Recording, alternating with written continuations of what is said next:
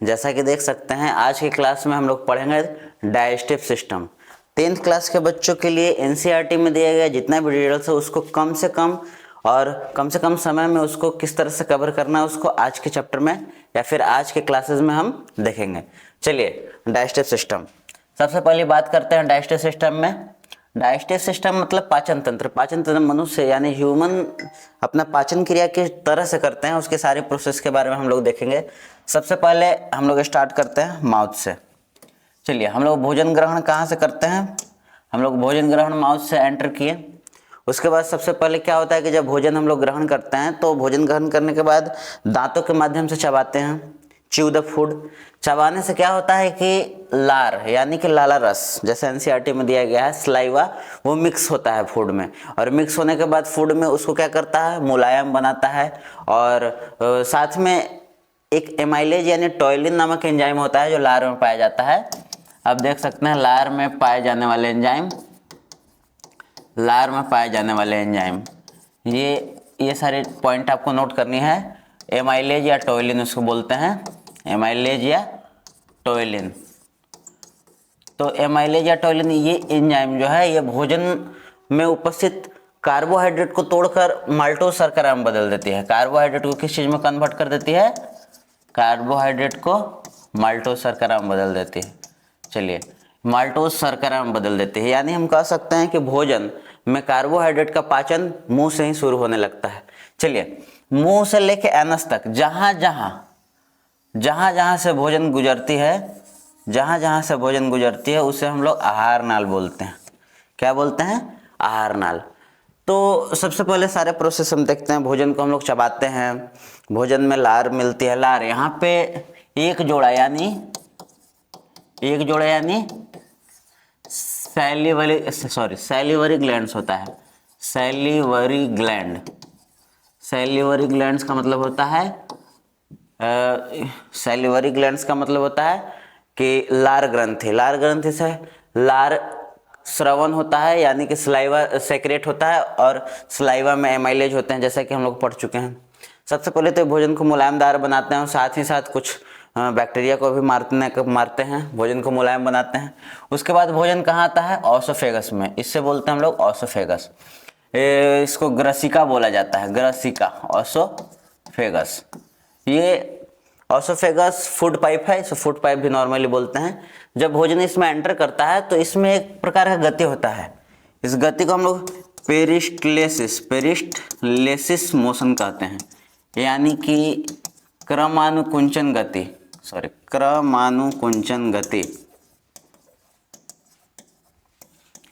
यह भोजन को ऊपर से नीचे की ओर ढकेलने का काम करता है। जैसे भोजन यहाँ पे है तो ऊपर से सिकुड़ने लगेगा, नीचे से फैलने लगेगा, ताकि भोजन ऊपर से ढकेला कर सीधे स्टोमक में आ जाए।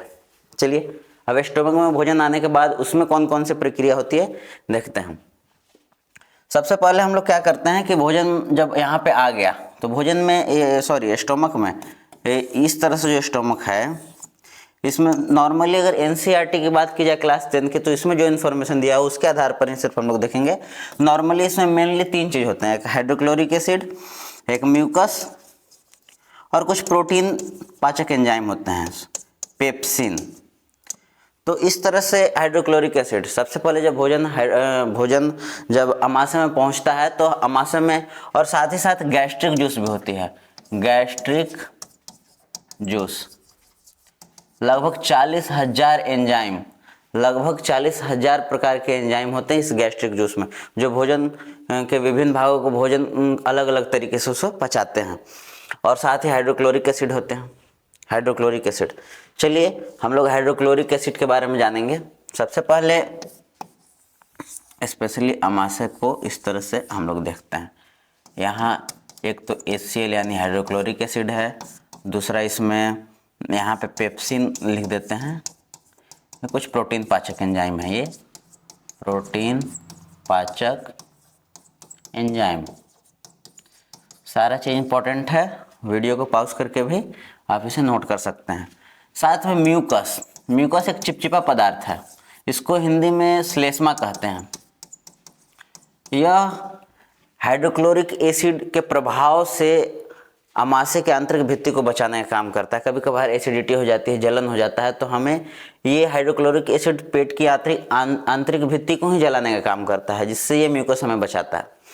चलिए, हाइड्रोक्लोरिक एसिड का एक तो भोजन को अम्लीय बनाता है, भोजन को अम्लीय बनाता है। अब भोजन को अम्लीय क्यों बनाना जरूरी है? क्योंकि अगर भोजन अम्लीय नहीं होगा तो अन्य एंजाइम इस पर अच्छे से काम करके भोजन को और अच्छे से पचा नहीं पाएंगे। दूसरी केस में फॉरेन बैक्टीरिया को मारता है, फॉरेन बैक्टीरिया को किल करता है, फॉरेन बैक्टीरिया को मारता है। बाहर से भोजन के साथ जो भी दूषित भोजन है उसमें से थोड़ा बहुत कोई भी बाहर से बैक्टीरिया आता है तो उसको जलाकर मारने का भी काम करता है। भोजन को अम्लीय बनाता है और साथ ही साथ और इसके अलावा एक तो भोजन को अम्लीय बना दिया, दूसरा फॉरेन बैक्टीरिया को मार दिया और तीसरा भोजन को भी गलाने का काम करता है ताकि और आसानी से वो भोजन को और गलाने मुलायम बनाने का काम करता है, गलाकर मुलायम बनाने का काम करता है। चलिए, हाइड्रोक्लोरिक एसिड अपना काम कर दिया। और ये सबसे बड़ी बात, हाइड्रोक्लोरिक एसिड तो एक अम्ल है, एसिड है, तो एसिड पेट को भी जला सकता है? नहीं।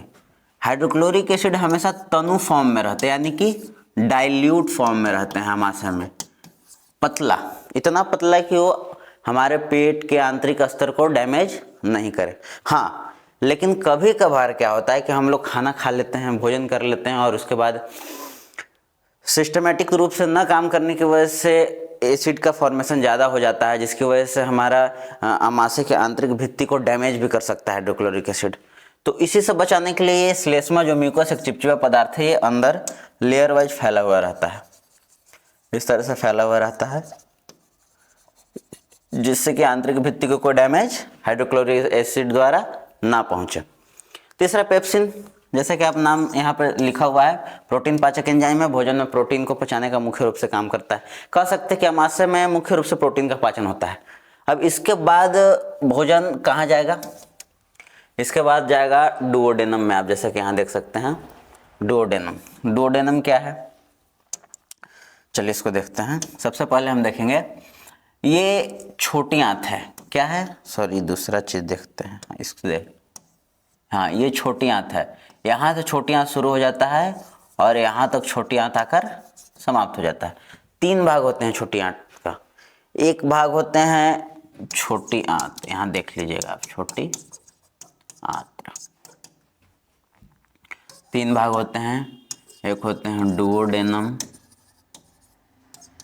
Ilium, jejunum. डुओडेनम, इलियम और जेजुनम, जैसे कि आप यहाँ पे देख सकते हैं। ग्रहणी बोलते हैं, डुओडेनम को ग्रहणी बोला जाता है। ये सी लाइक स्ट्रक्चर, इसको सी लाइक स्ट्रक्चर बोलते हैं। ये छोटी आंत का सबसे सर्वप्रथम भाग है जहाँ पे आमाशय के बाद भोजन पहुँचता है। यहाँ पे जब भोजन पहुँचता है, चलिए यहाँ तक लिख लिए, इसे मिटा देते हैं, उसके बाद आगे का देखेंगे हम लोग। ओह, यहाँ से चला गया, मिट गया, फिर से इंसर्ट करना पड़ेगा, पूरा चला गया।